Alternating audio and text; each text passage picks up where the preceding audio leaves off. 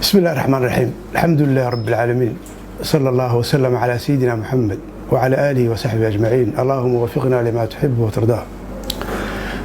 والله وما سنتين بارك الله فيكم وجزاكم الله خيرا.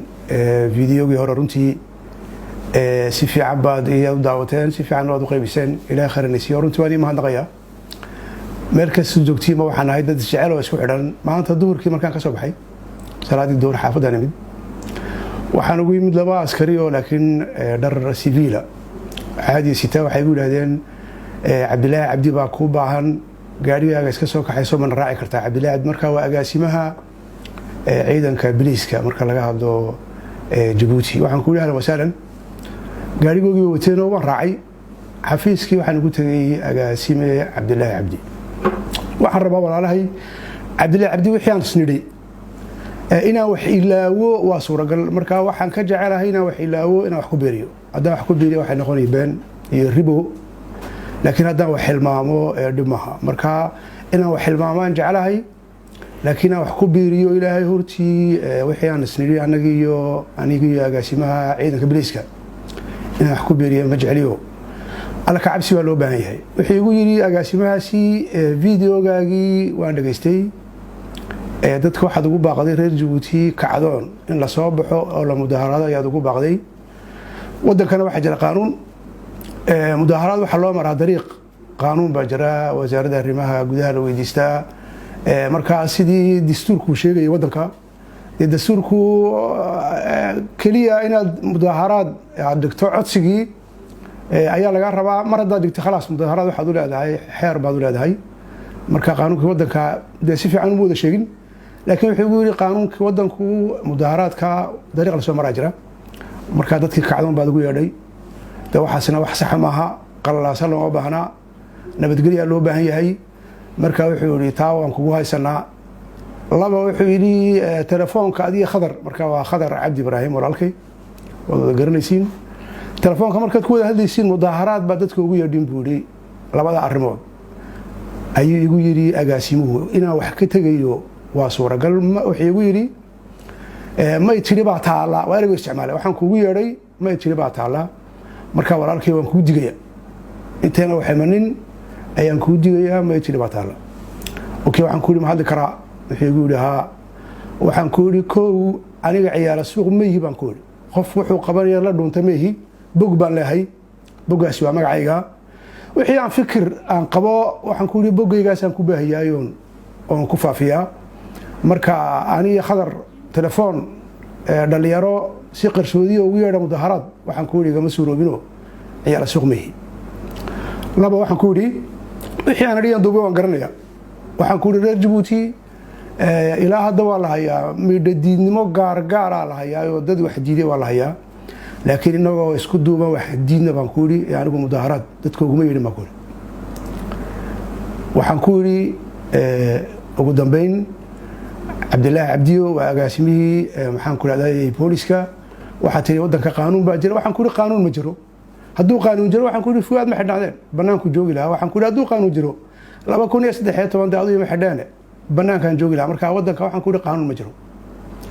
wuxuu igu yidhi haddaabad rumaysan tahay wadanka qaanuun inaan jirin dee iskuma imanayno, col baan nahay. dee waxaan ku yidhi marka horeba heshiis ma ahayn.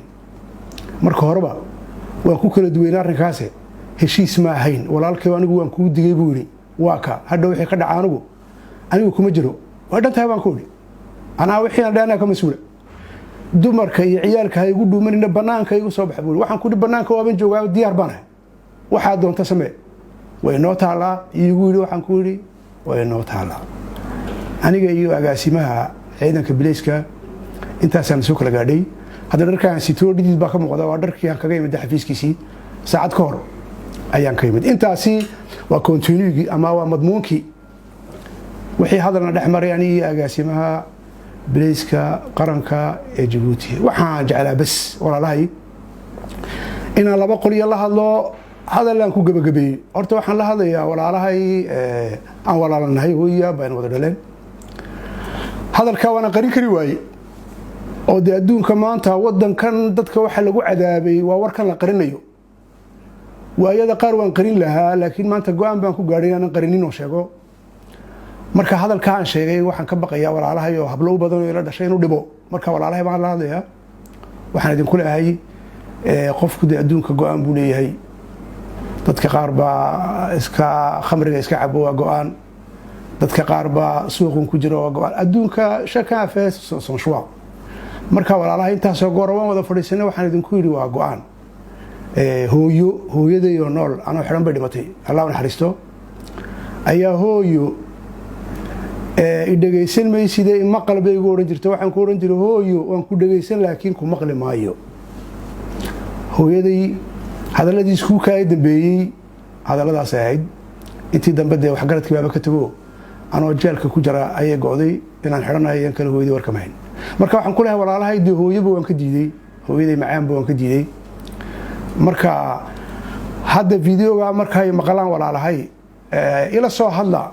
waa walaal isma kala goyn karo laakiin la soo hadlo ii duceeyo Allah ku garab galay igu amaana wax fiican baad haysaa damiir iyo dadnimo loo baahan yahay walaalkii halka kaga mees inta igu la soo hadla laakiin walaalahay oohiniya waxa iska daa waxaan deeyneen hooyaday macaan baan ka yeeli waayay waa qaab loo noolaado waa doorasho waa qanaaco waxa soo intaas magac baa loo bixin karaa marka hablaha walaalahay oo jecelahay aan aad u jecelahay walaalahay salaam barkada walaalkay oo kale jooga waxaan leeyahay ila soo hadla telefoonkaygu wuu furan yahay laakiin ila soo hadla Allah ku garab galo ilaahay khayrka ku waafajiyo ilaahay bana wax dilay insaan ma dilo naftu waxa iska soconay xilligii ay baxaysay ilaahay oo qoray baxaysa hadda cid dilaysaana ma jirto meeshan dilma ma jiree de waxa la isku hayaa sidaan asaxaya sidaan khalad cid dilaysaa ma jirtee gabdhaha walaalahay saan ku leeyahay laba waxa la hadlayaa bahweynta dadkan qaraabana la hadlayaa waxaan qaraabo ku nahay mabda waxaan rumaysanahay yaa walaalahay inaan karaamadeena dhowro xorriyada madax banaani sharaf waxa soo dhan lacag iyo adduunyo ka qiimo badan yahay lacag iyo adduunyo wax ka qiimo badan inaad xor noqoto karaamo noqoto waana wax la isku hayaa maanta waxa fuwaad loo haystay fuwaad gabadh ugu jiro maxaad u hadashaa adigoo madax banaan oo xor maxaad u hadashay oo wuxuu fuwaad saacada ku xidhay waxa qof kasto geesiya taariikhda caalamka lagu dilay maxaad xor noqotay marka dadka walaalahayeen xornimada walaal ku nahay baan la hadlay adduunka meesha doonaan baa ka joogan afkayga hadii fahmayaan iyo hadii loo macnayaba si gaar ah reer Djibouti aan la hadlayaa Soomaali Anfar iyo Arab walaalahayga Anfarta la hadlayaa walaal baan nahay isku wadan baan nahay isku taariikh baan nahay isku qadiya nahay waxa wada doonaynaa xornimo iyo gobonimo iyo sharaf baan doonaynaa walaalahay baan la hadlayaa waxaan leeyahay meesha baqa ma yaalo yaan la isbajinin af Soomaaliya la isbajinin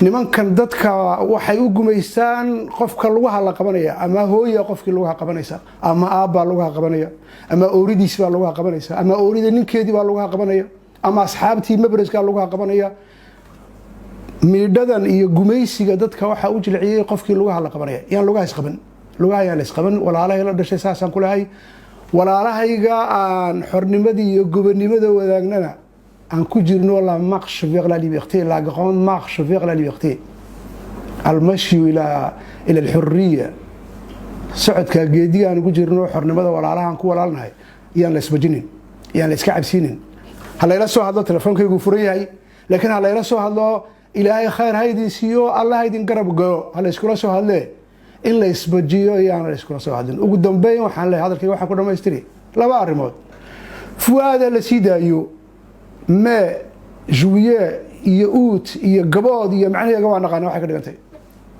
ولا الكاسي جركي سوحي نبرم يدريين دوا جوع يجوية يؤوت يجباد قف كي سومر يقانا ودن كوا عذاب وحاجة مركز الدوز يحبنا نروح هذا إن كاسي ما شارس بوجرا وحن لا هاي نمن كفواد وحرية فواد السيدة أيو كون سيوان فريساني سيدة دي طبعا كجوان لما دختر ما بحنا لبا إكسبر waxaan ku niri noo keena go'aan fuaad miyuu baahan yahay in dhakhtar la jiifiyo in kale ilaa 18 juwan marka waxa ka dhigantay fuaad ugu yaraan ilaa 18 juwan maanta waa 10 casho kala hadhay fuaad jeelku ku sii jiri mar waxad kaliya juwan juwiye ut fuaad hal sii daayo fuaad hal sii daayo ugu dambeyn waxaan leeyahay walaalahayo waxaan u dagaalamaynaynaa waa dadnimo waa sharaf hadda dadka la erinayo qof mushahar ma qaato qof ma shaqeeyo qof dawlad wax kama qaato dadkaas waa bilaa mushahar ilaahay wax siiyo ilaahay baa arsaqa maxaa la isku haystaa waxa la isku haystaa le capital l'essentiel qof ha noqonin baa la isku haystaa dad ha noqon qof waxa naca ha noqon hadda ninkaasi biirooga wuxuu igu yeedhay sidan yeel hayeenaan ku dhaado igu yeelay de khizir doofaar may